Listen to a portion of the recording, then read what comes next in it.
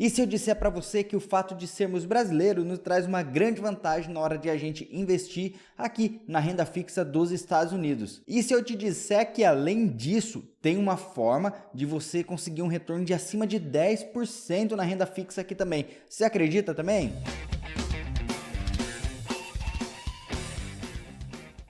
Fala pessoal, Rafael aqui e hoje, como eu já adiantei, a gente vai falar sobre renda fixa aqui dos Estados Unidos. Mas antes da gente falar da renda fixa aqui, a gente vai falar rapidinho sobre a renda fixa do Brasil, como é que ela funciona. A renda fixa no Brasil, ela está diretamente ligada ao CDI. Mas o que é o CDI?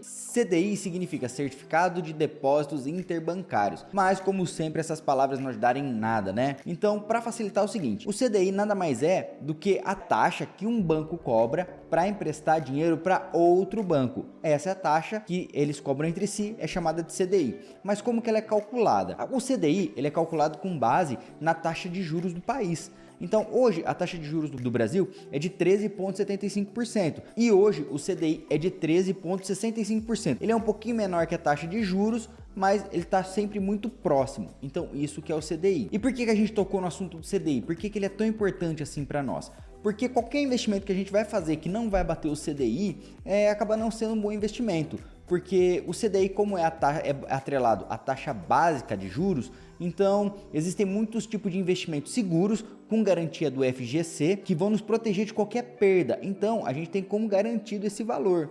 Entendeu? Então por isso que a gente olha muito para o CDI. Então voltando, hoje o CDI no Brasil é de 13,65%. Guarda esse número que ele vai ser muito importante para a gente aqui lá na frente. Agora vamos para o assunto principal do vídeo, que é falar sobre a renda fixa aqui. Mas por que antes de falar sobre a renda fixa aqui eu falei do CDI?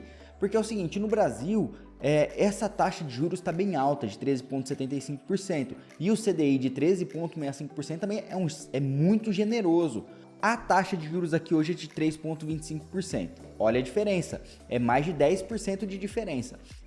Tá uma taxa muito alta, tá? Ela fazia muito tempo que a taxa de juros não chegava a esse valor tão alto aqui nos Estados Unidos. Então, se você investe no tesouro aqui, o máximo que você vai ter, o teto, é de 3,25%. Então, acaba sendo pouco quando a gente compara com a do Brasil, né? Mas lembra que no começo do vídeo eu falei que existem títulos que a gente consegue comprar aqui nos Estados Unidos que dá um retorno acima de 10% pra gente? Então, agora a gente vai falar desses títulos. Então, esses títulos de renda fixa vendidos aqui nos Estados Unidos se chamam de bonds. E agora a gente chegou numa palavra mais difícil, né? Afinal, o que são os bonds? Então, os bonds, de uma forma bem simplificada, é quando ou o governo, empresas vêm na bolsa e pedem dinheiro emprestado. Vamos falar assim, pedem dinheiro emprestado e prometem pagar um juro sobre esse dinheiro que ele pega emprestado para fazer qualquer tipo de investimento. Então, isso acaba sendo bond. Ele vem de uma dívida, que é o que ele vai gerar uma dívida, ele vai vender essa dívida, as pessoas que comprarem essa dívida vão receber juros no final do prazo estipulado. E os juros ele é pré-fixado, então você já investe sabendo quanto que você vai receber lá no final. Isso que acabam sendo os bonds. Dois comparativos no Brasil acaba sendo o título de tesouro, então quando você investe no tesouro do Brasil, o governo te promete um retorno lá, né? Ou pré-fixado ou pós-fixado. Aqui não tem pós-fixado, é muito difícil você achar algum título, algum bond pós-fixado, já no Brasil tem.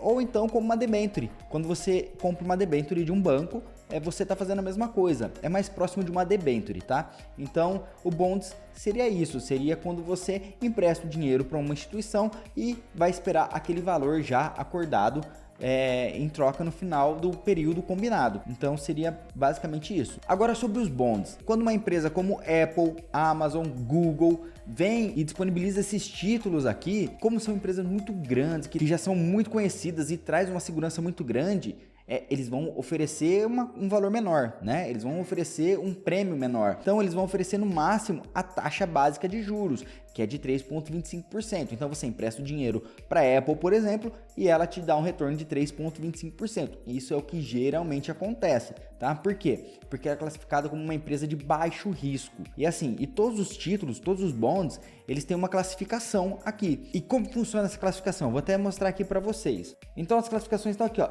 AAA, aí tem AA+, AA-, e aqui você vê a capacidade de reembolso. Então tá vendo? Aqui ele diz que é extremamente forte, muito forte, adequado, e até aqui, tá vendo? Aqui até o BBB aqui, Triple B Less aqui, o Triple B menos, eles são investimentos. Abaixo disso já é especulativo, tá vendo? Já é especulação. Então, daqui em diante, já não é visto com bons olhos pelos investidores, porque representa um risco muito maior. Agora vem aquele lance que eu falei sobre a vantagem de sermos brasileiros, né?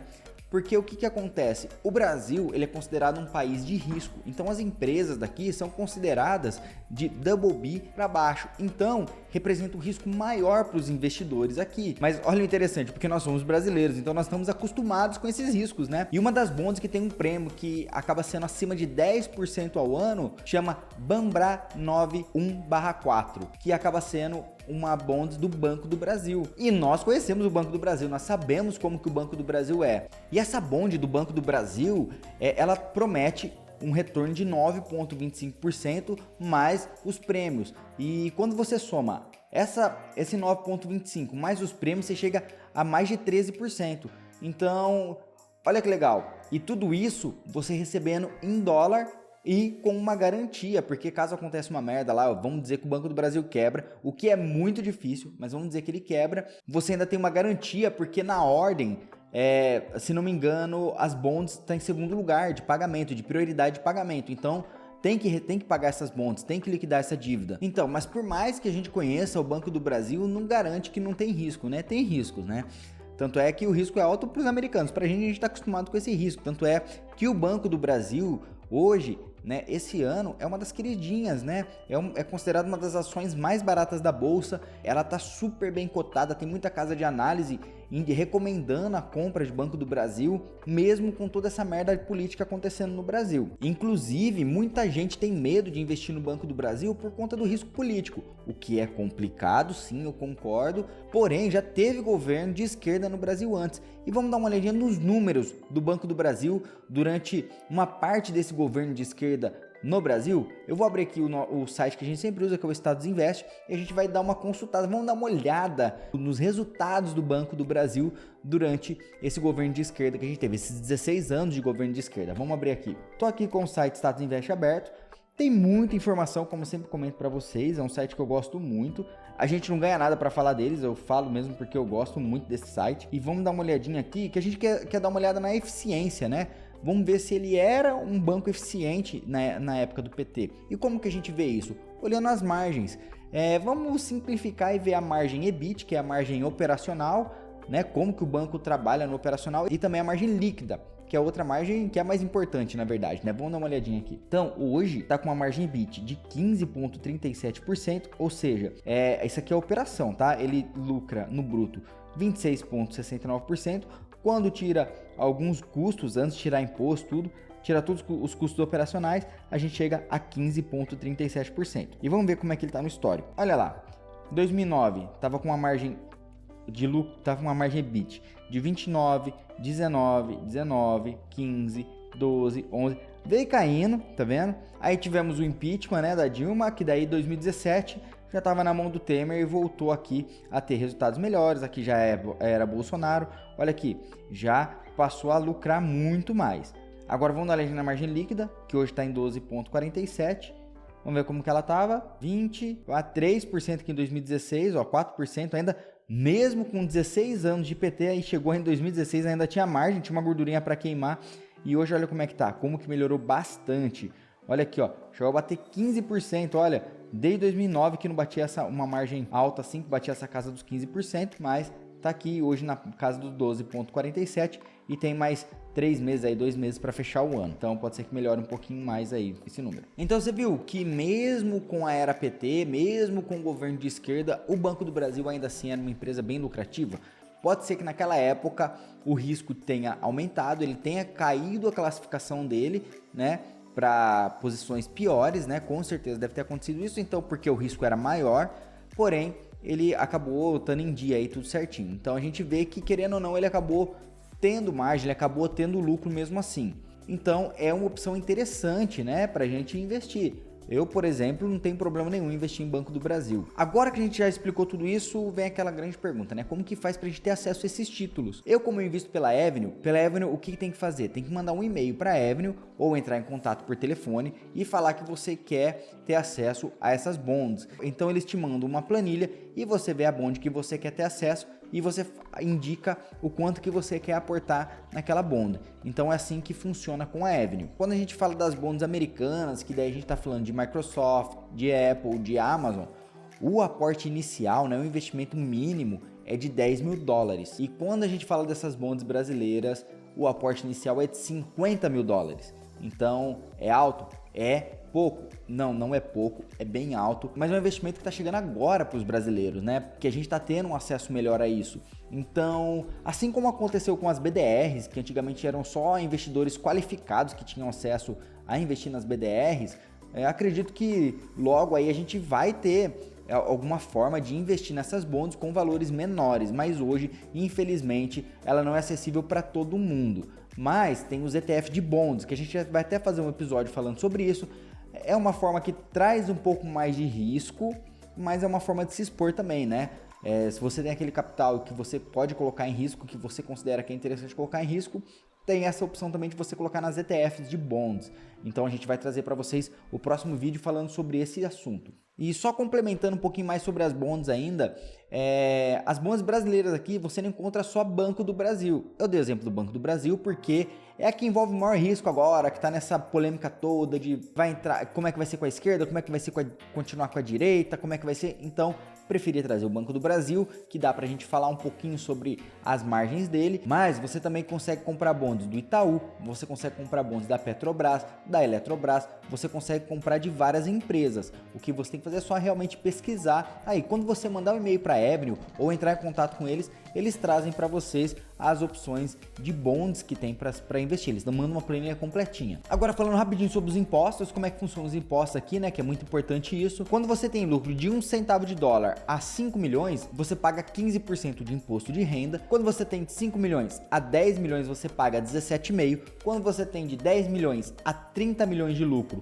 você paga 20%, e quando você tem acima de 30 milhões de lucro, você paga 22,5%. Essa guia tem que ser emitida por você e você que paga ela. Então, mas é bem fácil, é bem simples, não tem muita dor de cabeça. Acaba sendo um pouco diferente do Brasil, porque aqui é pelo valor, no Brasil é pelo tempo, né? Se você pega lá e aplica o valor por 6 meses, você paga 22,5%, se você aplica até um ano, você paga 20%, um ano e meio 17,5% e acima de 2 anos você paga 15%. Então acaba sendo isso. Só aproveitando também falando sobre herança, que é outro ponto interessante para se falar, porque se você tem ações aqui nos Estados Unidos e você morre, o que acontece?